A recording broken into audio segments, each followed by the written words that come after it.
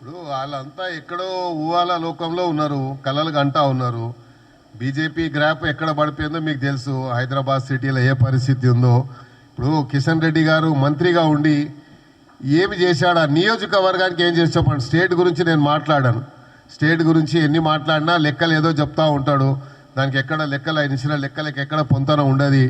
మరి అంకెలు చెప్పుడు కాదు, ఇచ్చిన అంకెలు ఎక్కడ ఎంత ఇచ్చారో చెప్పాలి. ఇప్పుడు అందుకే ముఖ్యమంత్రి గారు ఎందుకు ఢిల్లీ పోయారు? రాష్ట్ర ప్రభుత్వానికి కావాల్సినటువంటి నిధుల విషయంలో కేంద్రంలో ఉన్నటువంటి మంత్రులని వారి దగ్గరికి వెళ్ళి రాష్ట్ర సమస్యలు వారి దృష్టికి తీసుకెళ్ళి మా రాష్ట్రానికి కావాల్సినటువంటి నిధుల విషయంలో ఎక్కడ కూడా ఇప్పటి వరకు కూడా కేంద్ర ప్రభుత్వము తెలంగాణని ఒక సవతి తల్లి ప్రేమతోనే చూస్తుంది తప్ప తెలంగాణ మీద ఎక్కడ కూడా వారికి మిది లేదు. కానీ తెలంగాణలో ప్రభుత్వం రావాలి అని మాత్రం వాళ్ళు ప్రయత్నం చేస్తున్నారు, సత విధాల ప్రయత్నం చేస్తున్నారు. అమిత్ షా వచ్చి ఏదో చెప్తాడు. మొన్న పసుపు బోర్డు ఇచ్చాడు. పసుపు బోర్డుకి ఏదో ఒక చైర్మన్ ఉన్నాడు, కానీ దానికి ఏముంది? దానికి ఒక బడ్జెట్ లేదు, నిధులు లేదు, కూర్చోడానికి ఆఫీస్ లేదు, ఏం లేదు.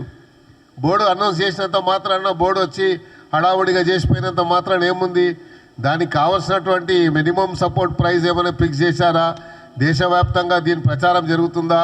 పసుపు బోర్డు ఇక్కడ తెలంగాణలో ఉంది, నిజామాబాద్లో ఉంది అని దేశంలో ఉన్నటువంటి ఎక్కడెక్కడైతే ఈ యొక్క పసుపు రైతులు ఉంటారో వారికి సమాచారం ఉందా? అదంతా ఏం లేదు. తెలంగాణలో ఇక్కడ ఈ పసుపు పంట ఎక్కువ ఉంది, నిజామాబాదు ఆ చుట్టుపక్కల ప్రాంతాల్లో ఎక్కువ ఉంది కాబట్టి ఇక్కడ అడావుడి చేసి దాని ఇంపాక్ట్ ఏదో పొందాలని ప్రయత్నం చేస్తారు తప్ప ఎండ్ ఆఫ్ ది డే వాళ్ళు చేసింది ఏం లేదు.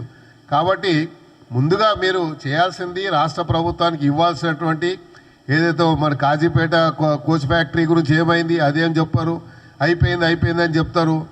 ఏంది ఎక్కడ ఏముందో తెలియదు ఇప్పటిదాకా. ఎక్కడ వేసిన గొంగడు అక్కడే ఉంది. ఇలాంటివన్నీ మీరు చేసిన తర్వాత చెప్పండి. అది పెద్దలు నిర్ణయించాల్సింది, నేను నిర్ణయించాల్సింది కాదు.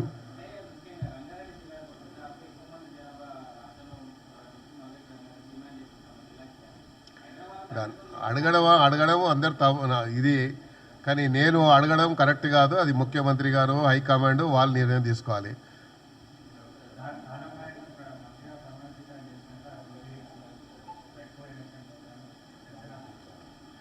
జిబ్లీల్స్ ఇట్లా కూడా గెలిచేస్తాం మేము.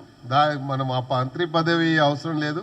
జిబ్లీల్స్ యాజ్ ఇట్ ఈస్గా కూడా ఉన్నటువంటి ప్రజెంట్ పొలిటికల్ సినారియోలో తప్పకుండా మన అందరికీ గుణపాఠం జరుగుతూ తప్పకుండా మరి అక్కడ మా అభ్యర్థి గ్యారంటీ గెలుస్తుంది.